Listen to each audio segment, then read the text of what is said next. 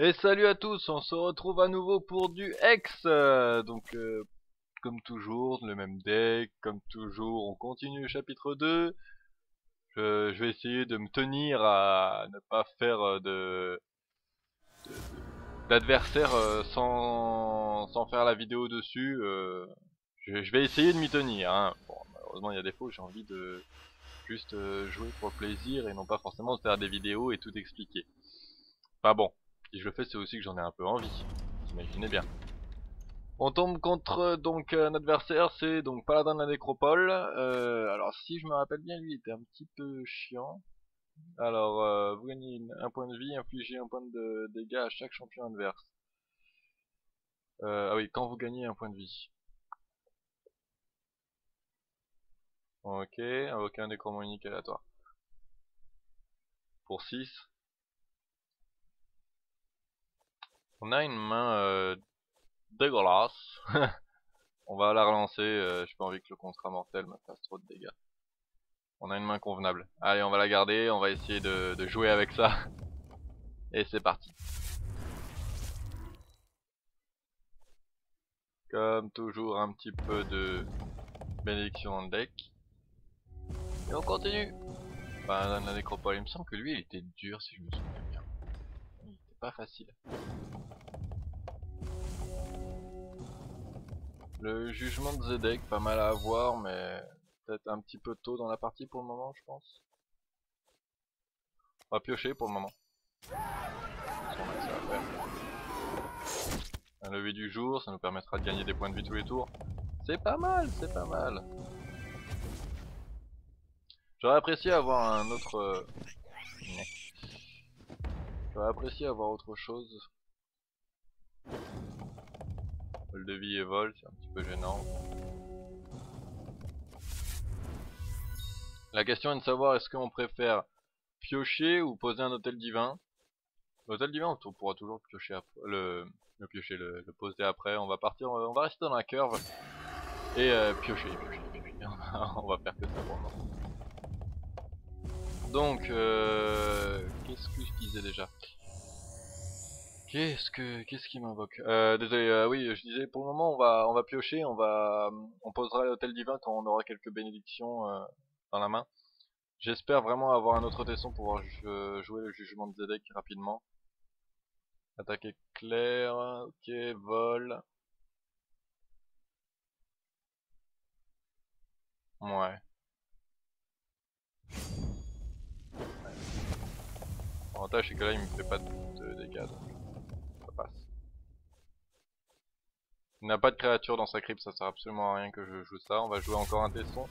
C'est vraiment gênant de pas avoir de tesson de sang. Mais bon, on va essayer quand même de se débrouiller avec ça. On va jouer deux constantes. On va jouer les deux constantes, comme ça au moins c'est fait, on n'en parle plus. Et on jouera probablement la jeunesse éternelle après.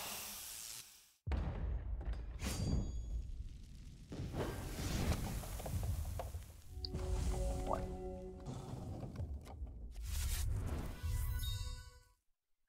On va piocher avec Atrophie. Est-ce qu'on peut... Non. Ok, c'est vraiment pas ce qu'on veut, hein. C'est vraiment dommage. On va attendre qu'il ait plus de cartes dans sa crypte.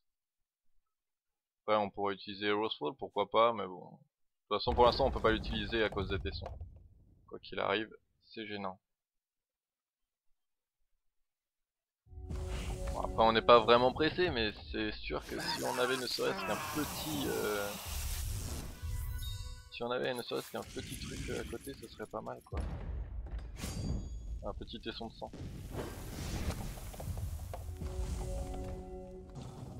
Ah, on a vraiment pas de tesson de sang, c'est vraiment gênant. C'est quelque chose... Est-ce qu'on fait la marée d'os sur la 3-1? Ce n'est qu'une 3-1 après tout. C'est plus celle-ci qui m'embête plutôt que la 3-1 et la 2-2. On va attendre un tour et puis si vraiment j'ai pas le choix, je jouerai la marée d'os. Ah ouais. Ah ouais.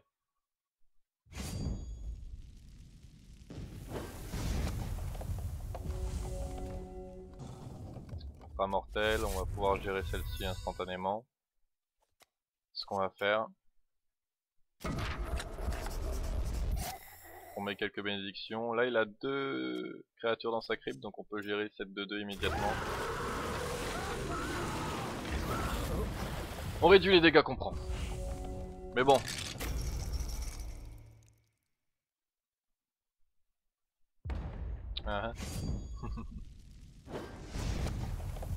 Oui, il peut toujours mourir grâce à ça.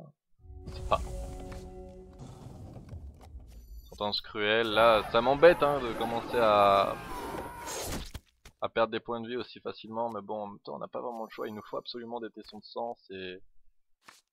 Ah, enfin. On va jouer la jeunesse éternelle pour récupérer des points de vie. Et je pense que le prochain tour, on va partir sur un jugement de Zedek plus bénédiction et on va piocher tout notre deck. Donc, pour le moment, c'est pas trop gênant. On peut faire atrophier à la place sur la 3-1, ce qui fait qu'on la gère immédiatement.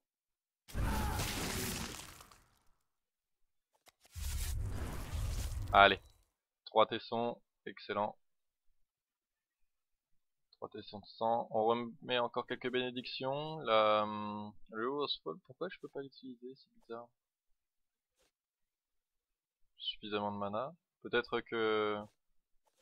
Ah oui, effectivement.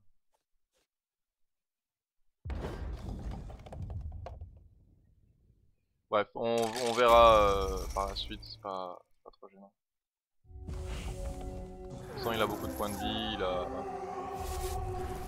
je suppose qu'on va prendre cher rapidement et bientôt.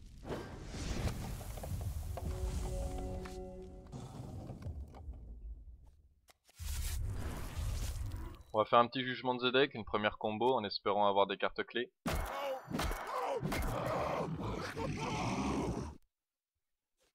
Voilà, parfait.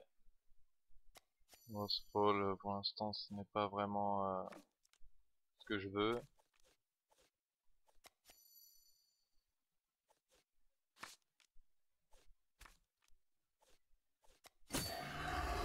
Cannibalisme. On arrive quand même à faire une bonne combo. Hein. On n'était pas parti gagnant, mais au moins on arrive à faire un truc sympa. On va mettre l'éclipse de la pénombre immédiatement. Et attendre tranquillement. Là il va perdre petit à petit. 50 points de vie, on est vraiment large, pas mal du tout.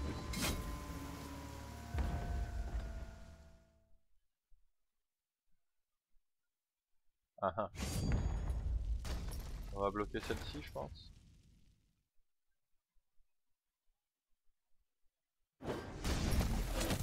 Voilà. Tac. Ah, il y a peut-être une chance pour qu'on joue la ligne royale du coup. Pourquoi pas. Il à partir de la mort. On va piocher avec la sentence cruelle. Celui du jour. Maredos, il a quand même pas mal de créatures en moins. 1, 2, 3, 4, 5, 6. J'ai peur qu'au prochain tour il m'invoque quelque chose que je ne puisse pas gérer, donc je vais juste piocher encore et voir comment ça se passe. De toute façon celle-ci on va la bloquer je pense. On va la bloquer là.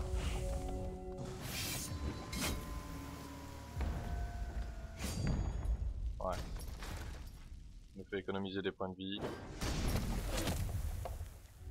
Ça augmente sa crypte. De toute façon là je pense que là il a perdu. On va piocher à la main. J'apprécierais quelque chose de jouable immédiatement.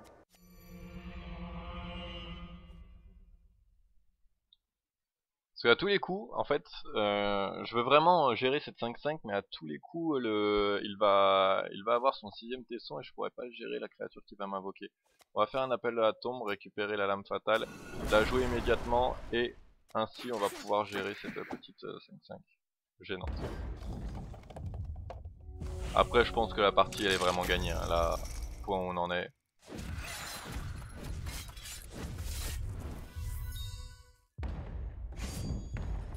Ouais.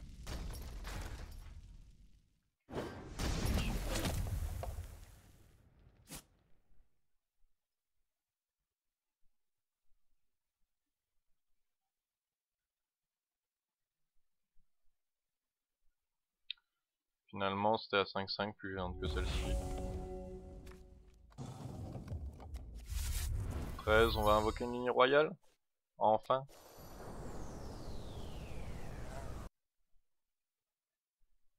De toute façon, prochain tour il est mort. Est-ce qu'on cherche le létal maintenant? De toute façon, je pense pas que le létal j'arriverai à l'avoir. Non, j'arriverai pas à avoir le létal immédiatement. Voilà, c'est bon, il est mort. À piocher comme ça.